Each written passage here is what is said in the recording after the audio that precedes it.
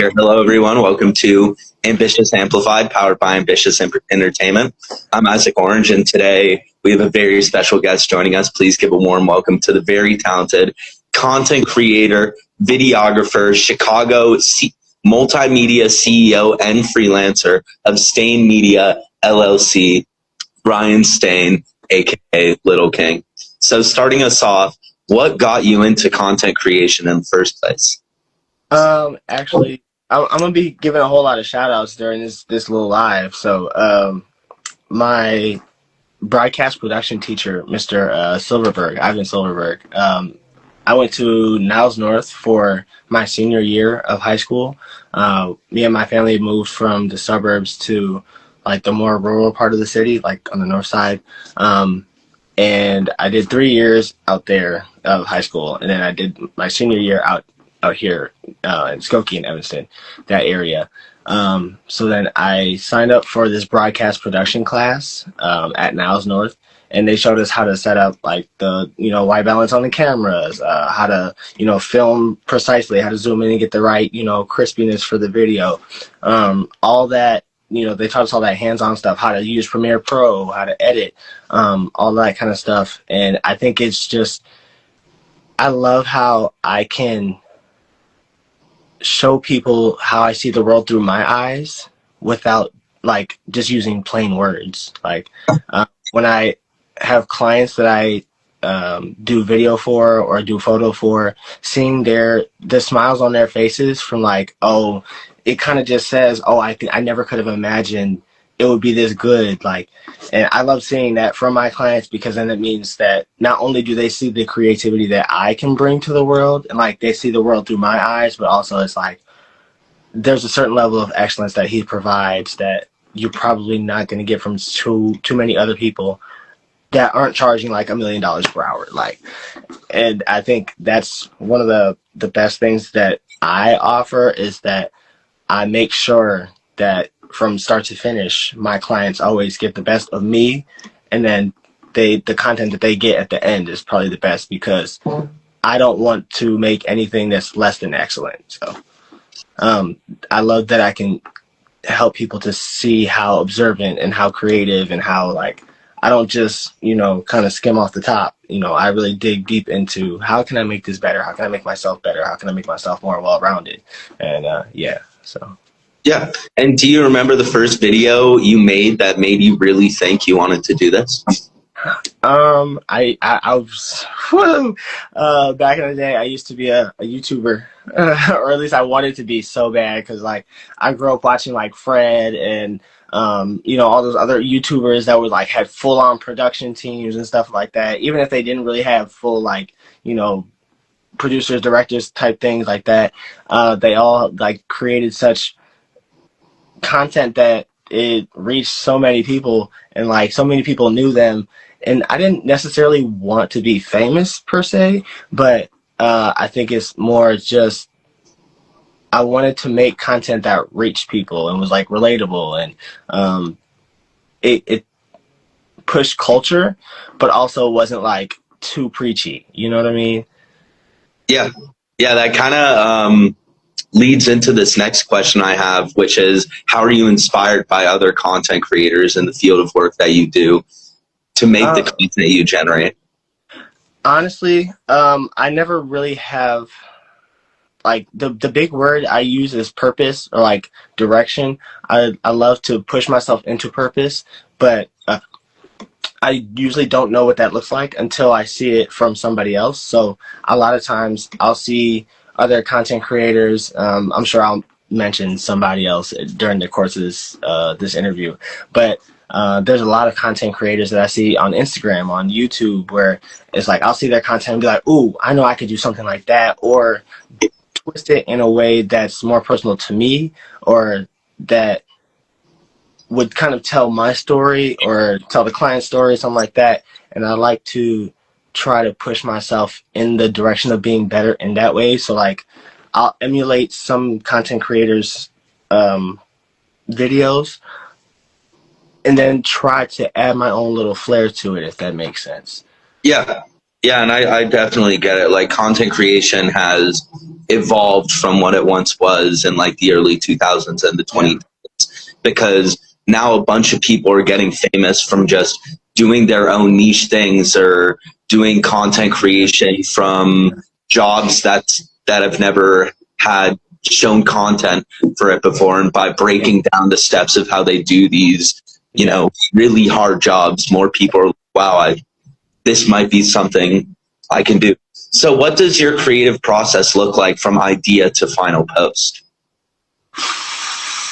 Man, it has definitely been simplified a lot recently, because I am a huge overthinker. So like, I'll go from idea to like post, or like being ready to post, and then I'll see one thing that's not right, and then it like kind of shifts how I reframe the whole thing, and I'll take it back, and then I'll like redo it. Like, the perfectionist in me is like, it's always at work, so it takes a long time for me, or at least it used to, but I'm still getting better. It's just, I always want everything to be perfect. I always want things to be excellent. So it's like, if I had to take it back and like, you know, fix one thing or like take one thing out, like I still watch my old YouTube videos and I'm like, ooh, man, I could have did this. I could have did that. Like, I'm my own worst critic, but it's so great because when it's good, it's good. And I know it. Like, when I see a video and it's like, there's nothing I would have changed. I did this one video with my best friend slash big spiritual sis.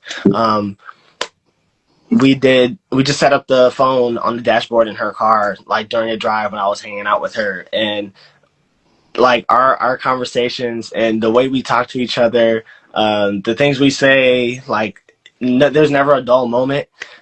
We just set the phone up on her dashboard and started recording. I edited it on my iPad on CapCut, and I still watch that video and like, we're such fools. But like, those are one of the more on the spot type things where it's like, that was a moment that couldn't be created. That was a moment that couldn't have been like plotted out. That was a piece of content that could have been storyboarded. That was like pure me and her, free, no holds barred. I mean, I definitely cut some things out for sure. I definitely had to cut some things out. But it's kind of hard for me because a lot of I went to Columbia for film and TV, so like they taught us how to storyboard, how to, you know, bring a piece to, you know, different levels of planning, and how to, you know, precisely get a story ready so that it tells a story without doing too much or too little. So that definitely helped a lot. But my creative process, I think I kind of just flow. I like to flow because then it's less rigid and less like, oh, I got to do this. Now I'm on this step. Now I'm on this step. Oh, okay, I missed this step. I think it's more just less thinking about it and more doing it for me, because I already know I'll overthink it to the point where it's like, I don't even want to do it no more. And then it like takes 2 weeks for me to post, and it's like, forget it. Yeah. So you were talking about wanting a post to be like perfect, according to like the version of how you imagine it. But when you film something on camera, life can always get in the way. You know, there can be improvisation, or if you're filming from like scenes where you're not inside, there can be issues with weather, other people you didn't expect to be there. So how much of your filming process is actually planned, and how much of it is spontaneous when you're going through that? I think as far as getting the initial idea, like, you know, doing a get ready with me videos, something like that. I think that initial idea of this is what the post is going to be, that's where it starts. But I try to be spontaneous in everything else. So if you watch, say, for example, my Get Ready With Me video, to go to the open mic night at book club, I literally set my ring light up in my bathroom, like on the tallest setting it could possibly go, tilted it just right so it got me and at the sink or whatever. And then from there, I was just like, press record. I did the time lapse thing because I was like, how can I catch everything without catching everything? And then people are sitting there looking like, okay, bet you're brushing your teeth. You get it. Like, okay, cool. But I like to be spontaneous in everything. And even in the editing process, I love that I learned how to edit because it makes it so much easier to be like, okay, so this is how I can, you know, get this perfect shot that shows me, perfecting my hair and like getting everything together. How I can show my personality, my sense of humor, and like incorporate that in every video that I do. I just try to make sure I am myself and I'm not overdoing it or like pretending to be somebody else in my videos, even if I'm mimicking somebody else's like content niche. You know what I'm saying? So it's Yeah. like I'm trying to just be myself as much as possible. So. Yeah, especially because you're editing it yourself. You're being more original to you. And I'm sure if you copy something that you see another person do, but you end up watching the video over and you don't like it, you probably change it to something different. Absolutely. Yeah. So if I watch a video over and over and over and over and over again and I get tired of it, then it's good. So it's staying more like true to yourself. And also you're not paying anybody to do it for you. So you're probably saving some money doing it. So much money, like graphic designs, making flyers, things like that. If I ever needed that done for myself, I'd be like, you know what? I could do it. Yeah. So what's something people wouldn't realize about the effort that it takes to make content, especially making content for different companies when you're paid to do something?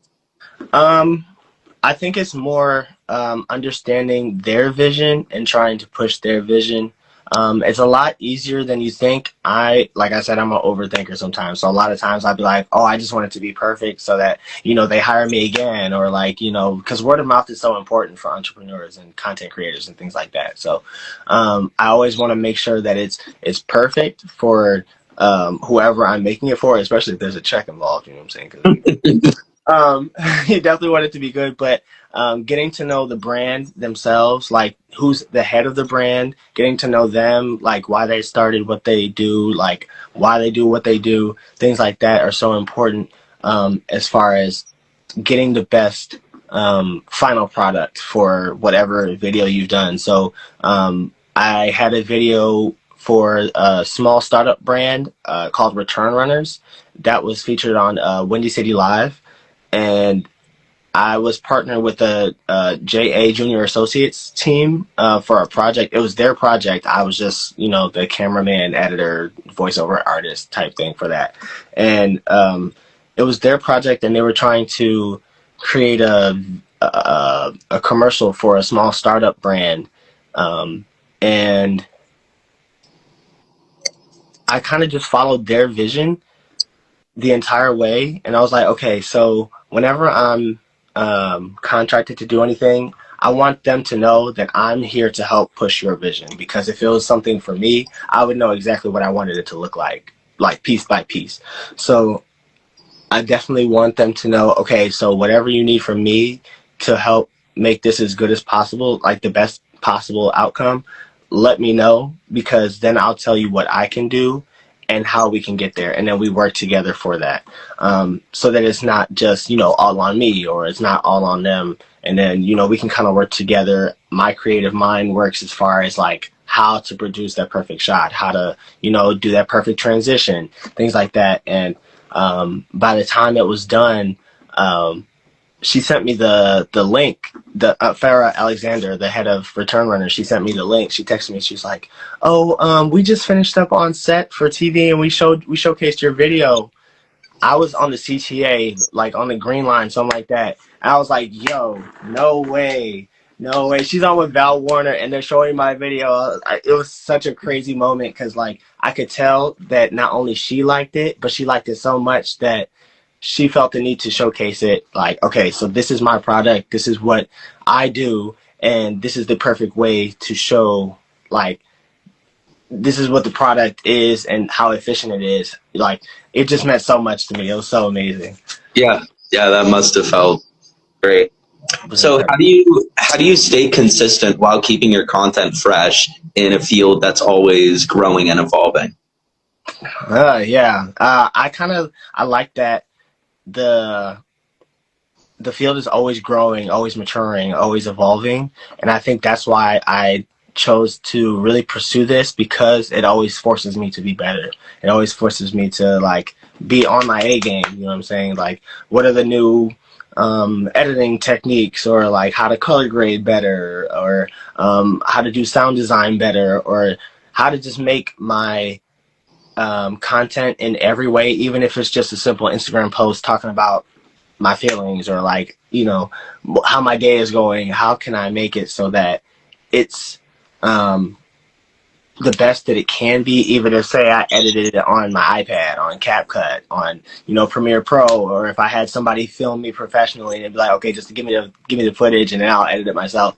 I always want to make sure that it's the best that it can possibly be, because I know I want somebody to see it, but even if I get like 40 likes on it, cool, because those 40 people saw it and they loved it. So I think a lot of times it's like, I have to stop myself from overthinking. I have to stop myself from expecting to go viral all the time, because it's like, you don't even want to be famous anyway. So like, what you waiting on? Like, what?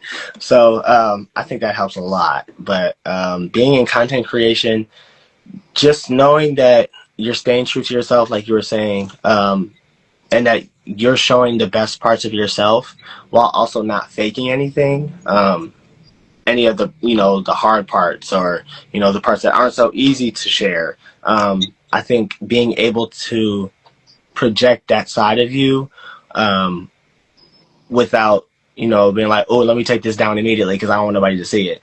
That means a lot to me as far as putting out content and creating content and staying up to date on how to just be the best I can be for clients, friends, family, whoever is asking for my services. Yeah. And now that you've progressed to this point in your artist career, what do you love the most about making content?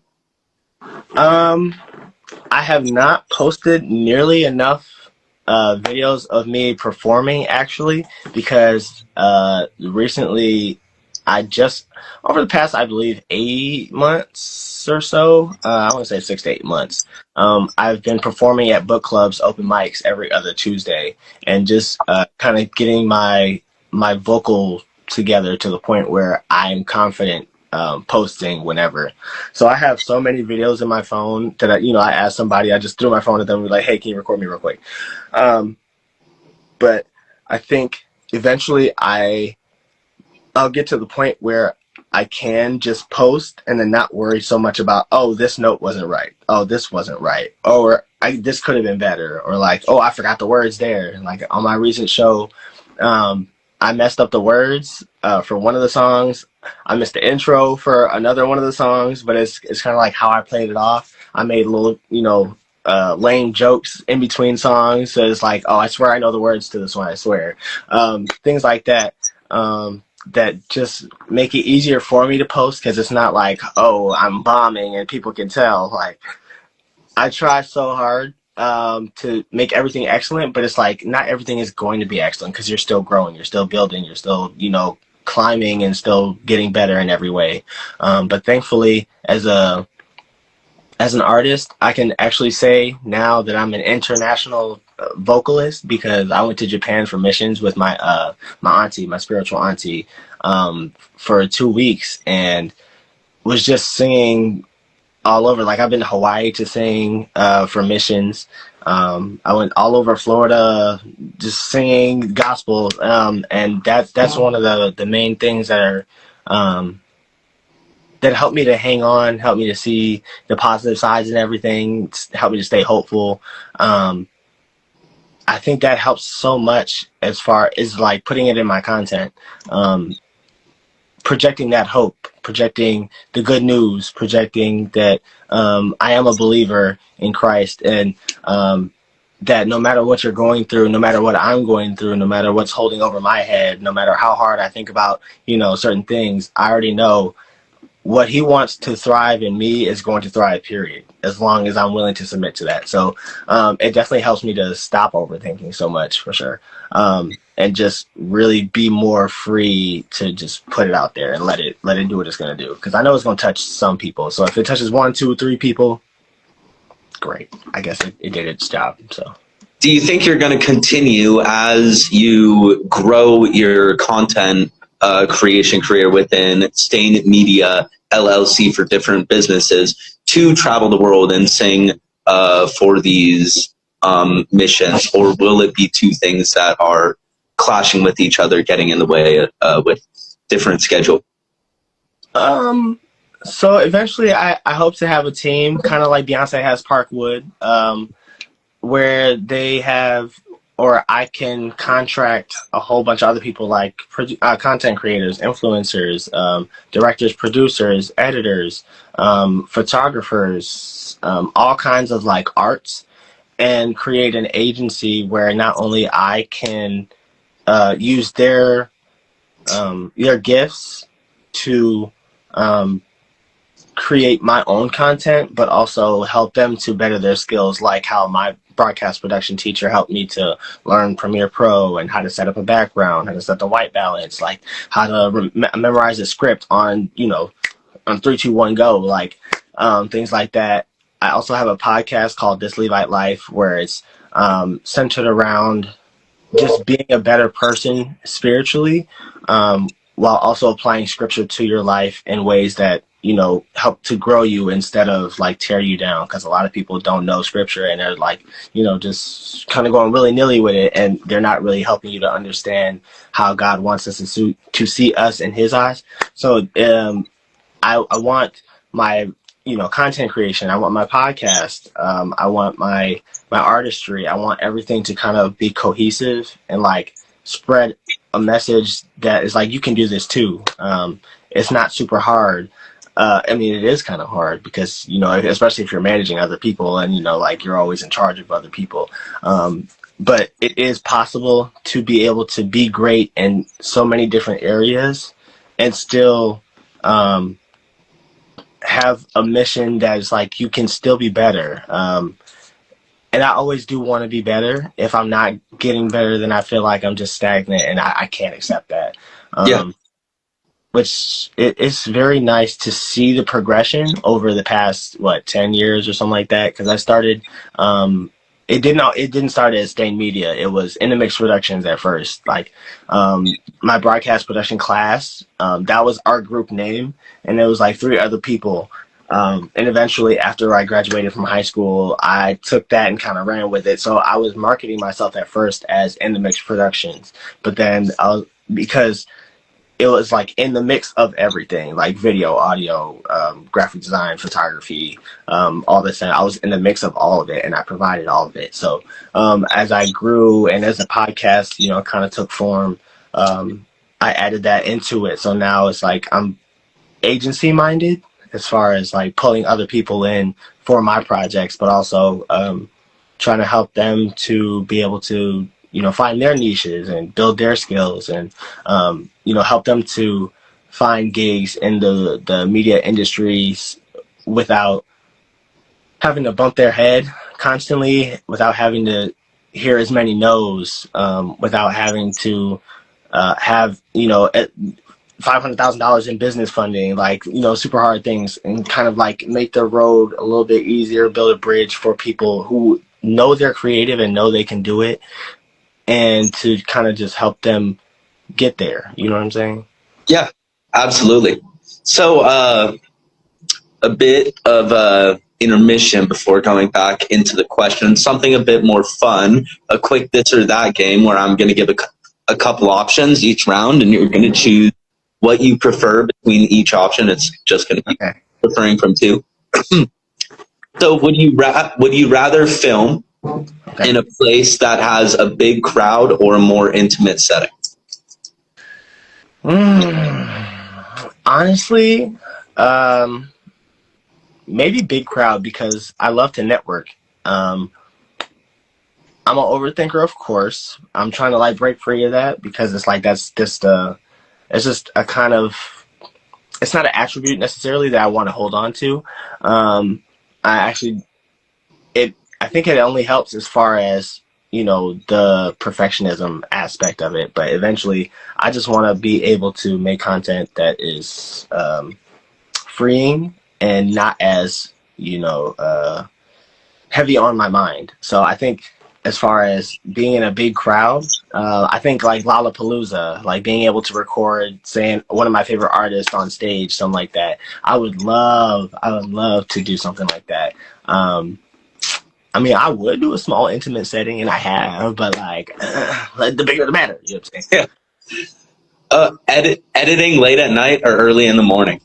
I am a night owl 112%. So at night. So I do some of my best editing at night. I don't know why I don't sleep at night. I've been a night owl since I was like 2.5. It's like my parents would be like, go to bed. I can't. I'm not sleepy at all. And you know, kids never want to go to sleep. They always feel like they're missing something. But I don't know. I would be up at what 2 o'clock in the morning, 5 o'clock in the morning, editing videos, and like wouldn't stop until I got to a point where it's like I can watch it from at least halfway through and be like, I like the way this looks. I like this.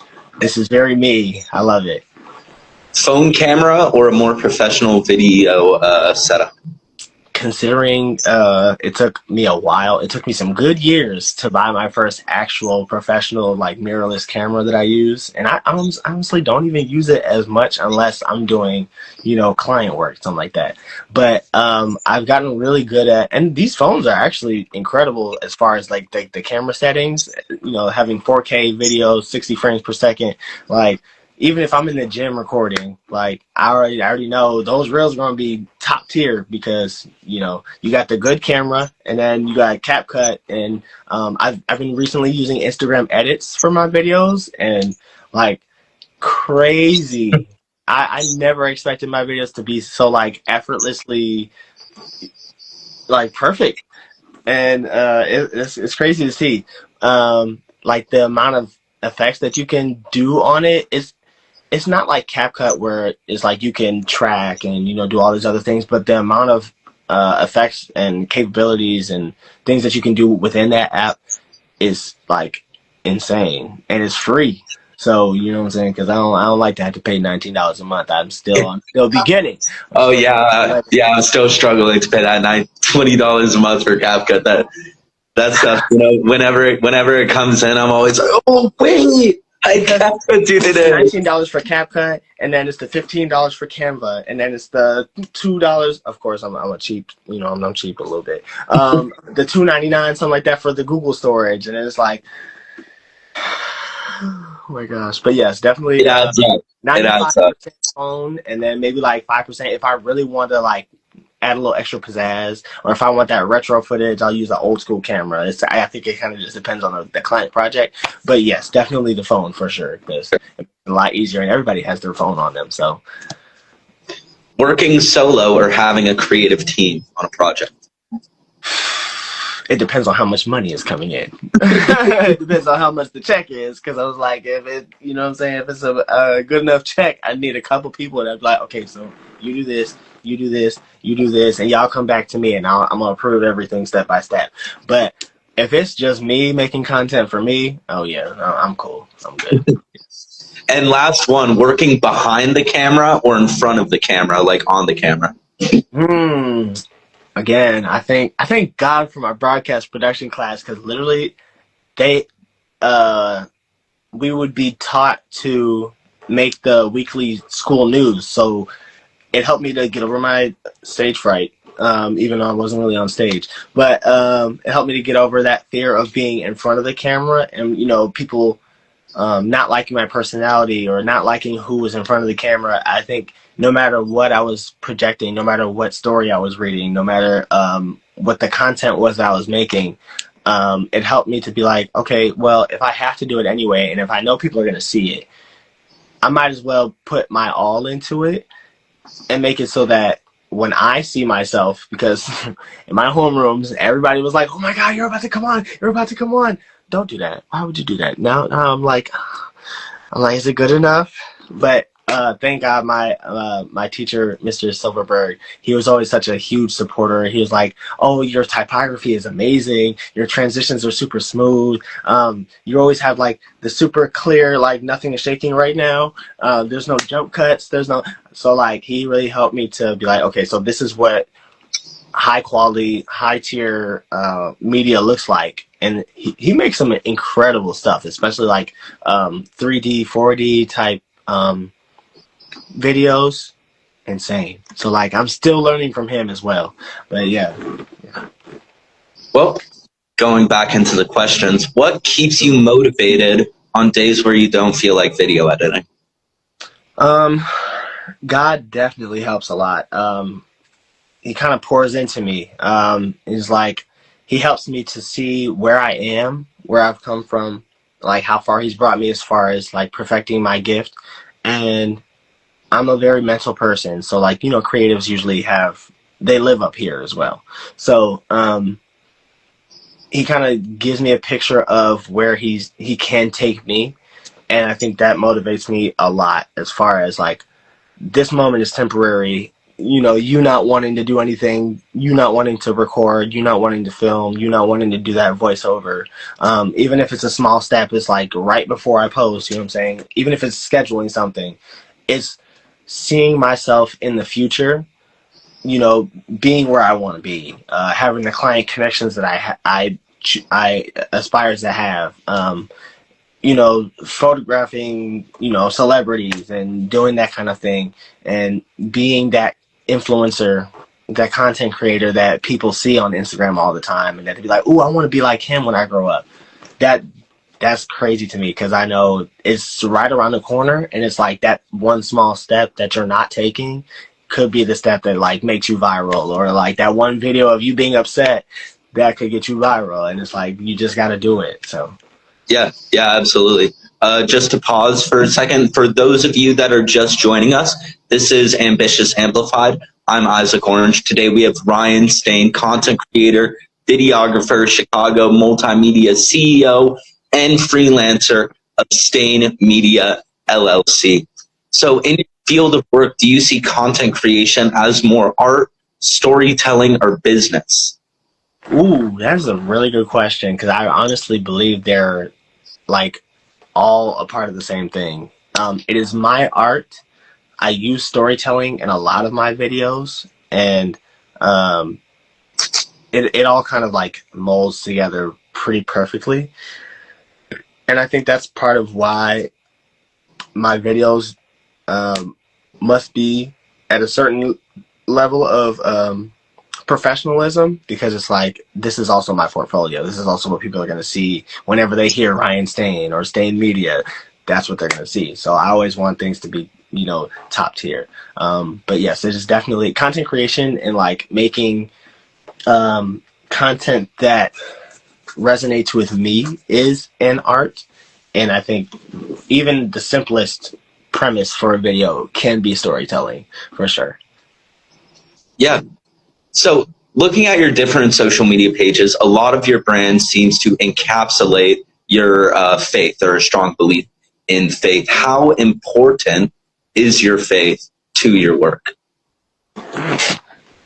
This big, like you can't even see it, but it's so big, like it's fully encompassing. Like I've been in church my entire life, and I make sure even at the open mics that I go to that I incorporate that, and I tell people that is a part of me, like that'll never change. At my show I said I'm a church boy, and that'll never change. Like I've been in church my entire life, raised non-denominational. We just, you know, believe what the word says, which I mean I shouldn't have to use the quotation marks because that is what we believe. But for sure, I was raised in a Bible reading church, a church that was big on praise and worship, and I think praise and worship has always been something that kept me in church.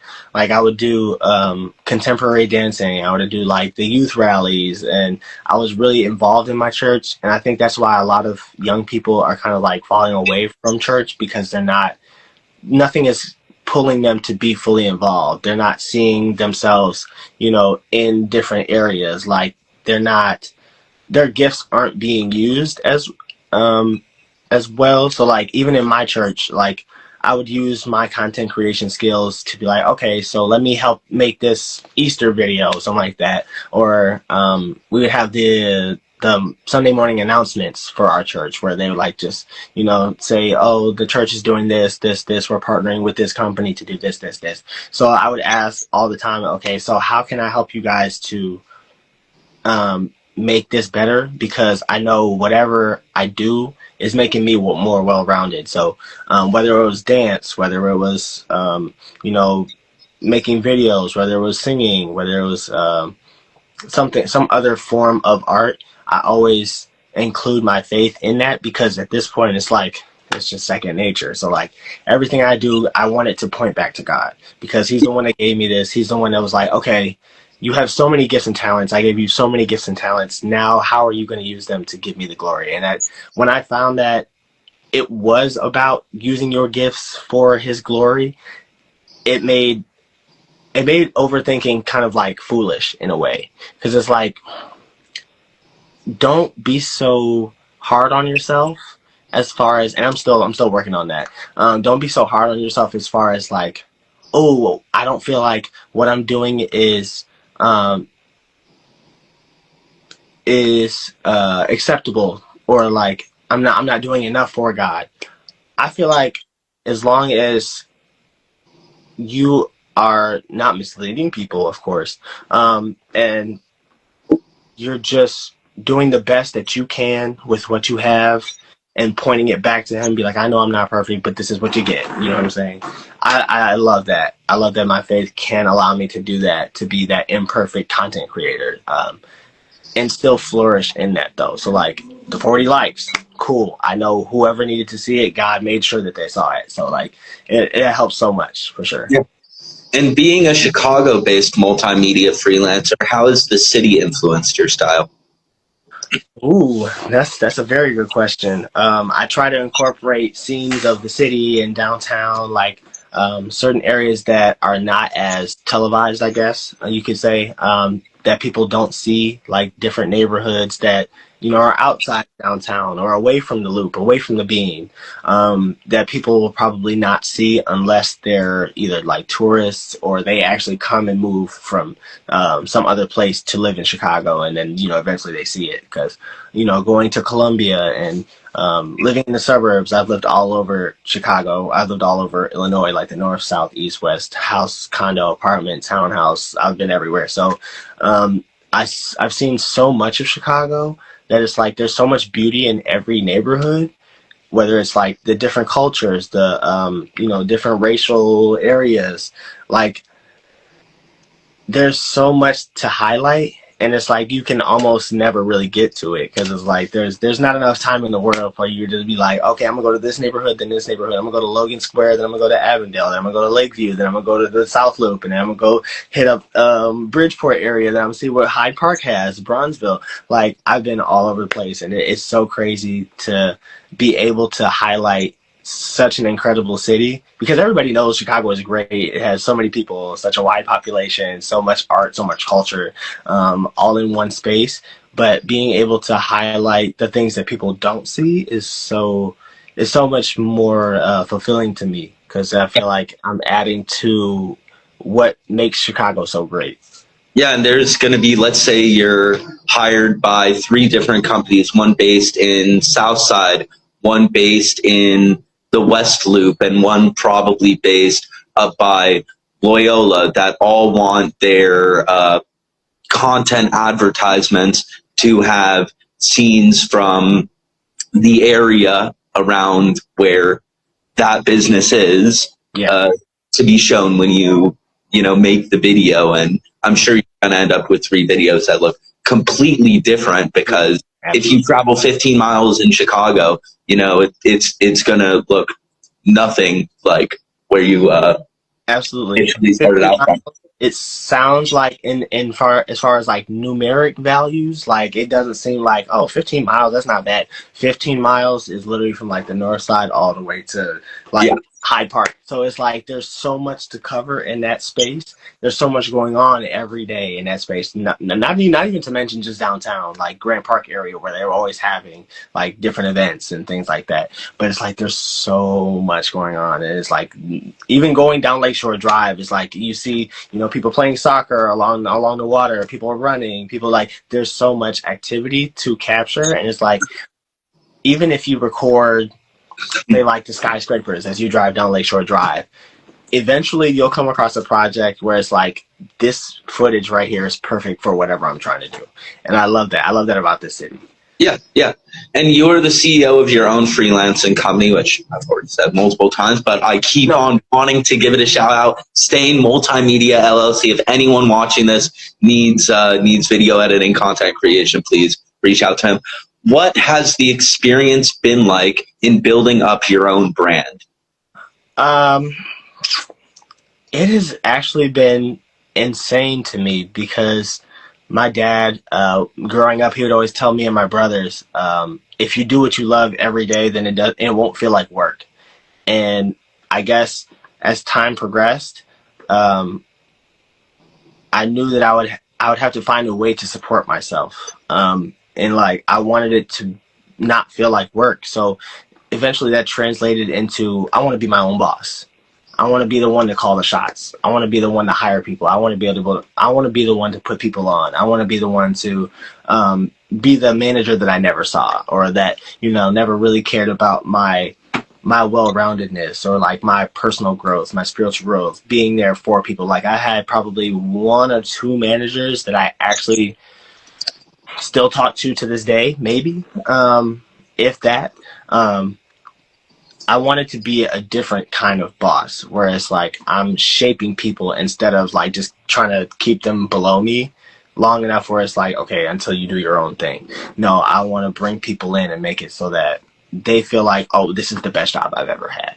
Yeah, like enforcing originality instead of making like copies of each other. Yeah, absolutely. So, what challenges have you faced as a creator, especially a content creator who owns their own freelancing company, and how did you overcome these challenges? Oh man, being a young content creator, it's a lot easier now because so many other people are starting out so young and being viral so young for different things. So it definitely makes it easier to just like know that you can put out content, and people who are intended to see it are people within that age range, like 18 to 25, 65 to 85, something like that. They'll see it and that they'll relate to it, even if they don't tell you personally that they saw it. So like that always helps. But as far as being a entrepreneur business owner, being well-rounded has always been my goal. Knowing how to talk to clients, talk to customers, go out and pass out business cards, not be so scared of showing people my personality before the money is even introduced. But a lot of people, since I'm young, I'm 27 now, but starting out, I started out in 2017, right after high school, after I graduated. So a lot of people didn't really take me seriously, as they should, because I was still starting out. But a lot of people didn't really take me seriously, and a lot of the clients that I got initially starting out were my church family. Like weddings, birthday parties, special events. Like I did a funeral one time. One of my church family was like, "Oh, my father passed away," and in African culture, their funerals are not funerals; they're homegoing services, they're homegoing celebrations. So it wasn't even just like, you're videotaping a funeral. No, we're celebrating the life of my father who passed and went on to glory. So the praise and worship was, everybody was in the dashikis and stuff like that. It was so crazy. All the family were dressed in white, and they were all dancing, they were smiling. It wasn't just a normal funeral. It was incredible. But as far as businesses, like commercial shooting, it's hard to be all that a company needs, as just one person, when a company already has a team of people that do, video, photo, graphic design, podcasting, marketing, directing, producing. They have people who already do all of that within their brand. It's kind of hard to prove to a company that you have all that they need. So that's definitely a little bit harder to do. But I'm finding my place for sure. I'm finding out what I can provide, what I can't provide, what I have yet to learn, what I have yet to do, how I can be better for a brand, but also the brands that I reach out to, I know that I have what it takes and what they need. And I think it's more just proving that and showing it in, what I've already done and what I can do. So like when I ask them, we're like, okay, so what do you need? Oh, I need, to rebrand and make my brand something that reaches this person, this group, this kind of people. showing people is like, okay, so this is what I've already done that can be emulated for your brand to be able to do that specific goal or help you meet that specific goal. So that's definitely been a overcoming thing, and it's helped me to be more well-rounded as far as like proving to myself that I can do it. So Yeah. Yeah. And do you think because it's become so easy to make content, or for anyone to make content on social media, that there are still such high barriers to entry to making content or advertisements for large firms? yes, absolutely. It's definitely harder, especially when you see someone at like 12 years old, you know, getting brand deals for like Walmart or it's like Nike, Adidas, something like that. It's kind of like, it's a little bit discouraging because, or at least personally to me, I can't speak for everybody, but it can be a little discouraging because it's like, well, how did they manage to do that? But, you know, with me being so deep in my faith, scripture says that your gift will make room for you and bring you before great men. So it's one of those things where it's like, don't worry about how they got it because yours is coming. If I wanted you to have a sponsorship or a collab with Nike, Adidas, would say, you know, any other brand, it would happen. I'd make it happen. I'd make sure that they saw you and only you. They would not only see you, but value you and not just see you as a number. They wouldn't just see you as, you know, an opportunity that you can throw you a check and then you do what we say. No, you have creative control. You have like the full, you know, you can be all that they need for that.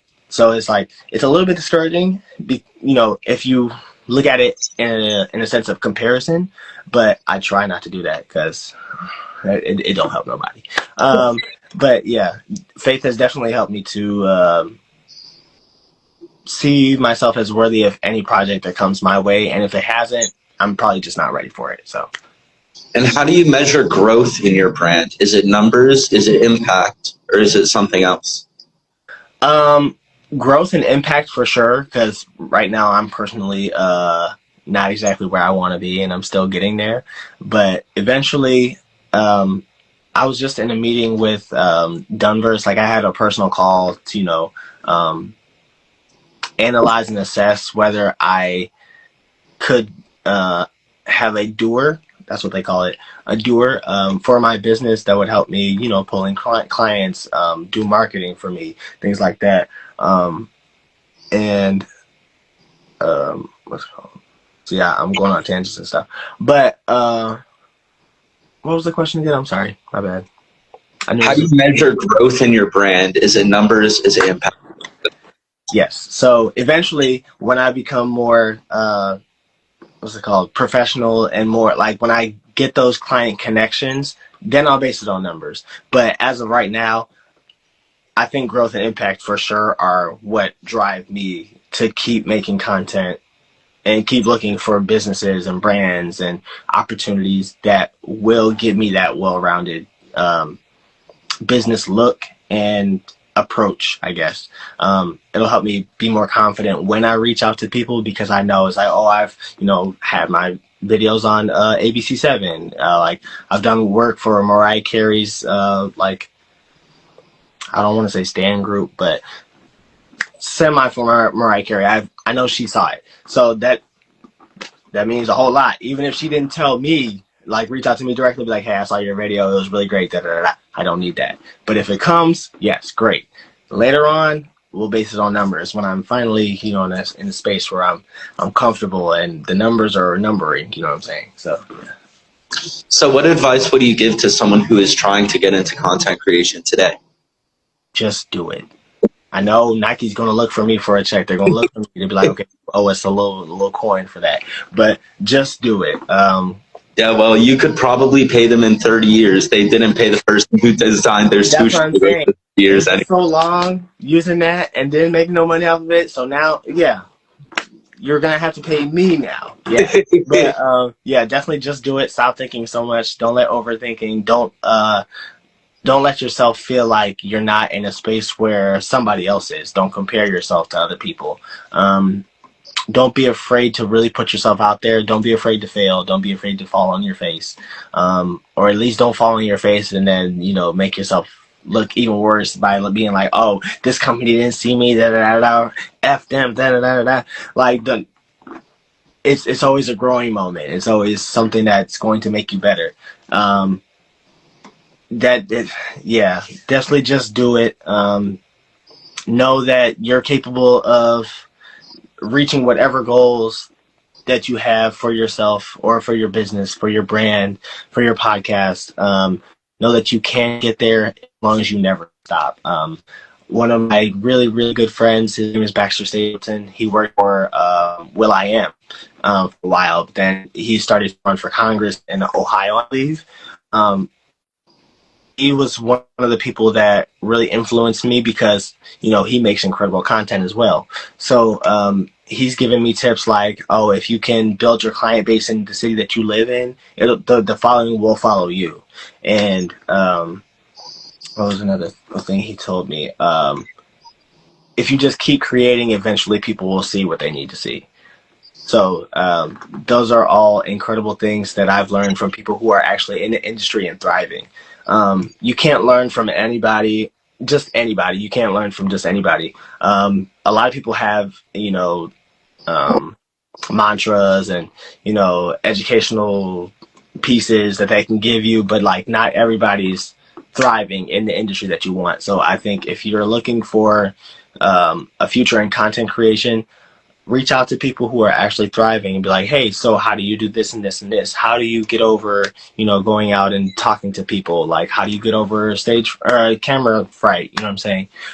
Things like that. And use what they say, actually, because you never know. You could master that and then help somebody else to do that same thing. Yeah, yeah. And how important is branding for a creator who is just starting out? I'm gonna have to make a video eventually of the evolution of my brand, like as it is, because like the logos have changed, my website has changed, like over the last 9 years or so, and I feel like Wix, there's a way that I can see like the revision history, so I can see where it started out and like where it is now. It's definitely grown with me. Everything that I do has grown with me, except the content. Obviously, the content's not going to change after you press publish, but everything that I do is meant to grow with me. It gets better with time. So like I was saying, I was watching my old YouTube videos and seeing where I was back then, with the camera on my dresser, just trying to record and just put it out there. Recording with a pink wall with no art or nothing on it, like all these, content creators and YouTubers already have. They have like the incredible background that, even if you're not paying attention to them specifically and what they're saying, you're paying attention to like, the backgrounds, and that's kind of pulling you in.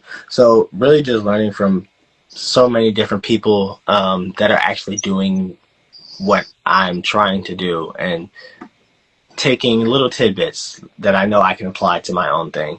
But the evolution has been incredible, for sure. Yeah. Well, last question, but before that, I would like to thank you so much for your time coming on the show. This has been great. I hope you've enjoyed some of the questions. Yeah, absolutely. You asked incredible questions. It made me think about it. I was like, oh, man, I hope I don't go on tangents and forget what I was going to say like I just did. But, yeah. Yeah, this has been Isaac Orange with Ambitious. Follow Ambitious on all platforms. Yes. Follow at Is a Ryan Thing on Instagram, as well as at This Levite Life and at Levite Life. I know, it was so confusing. This Levite Life. There we go. Yes. Then Stain Media LLC on Instagram. So last question, what does ambition mean to you? Ooh, ambition means starting and keeping going, like not stopping.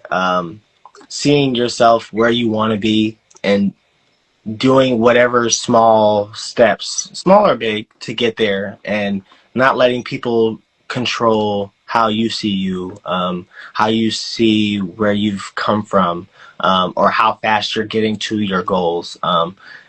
Ambition is being proud of the current moment, but also knowing that you're not going to stay here forever, that there's so much greater waiting on the other side, and that you're capable of whatever it is that you're dreaming about.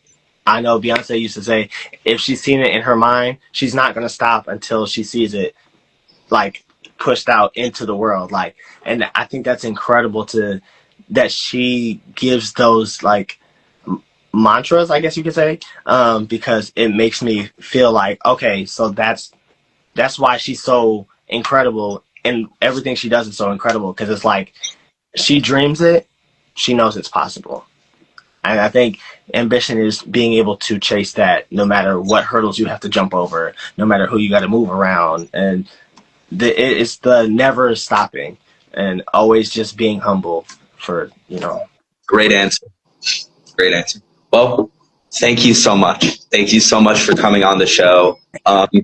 Good luck with all of your business in 2026 and in the years to come.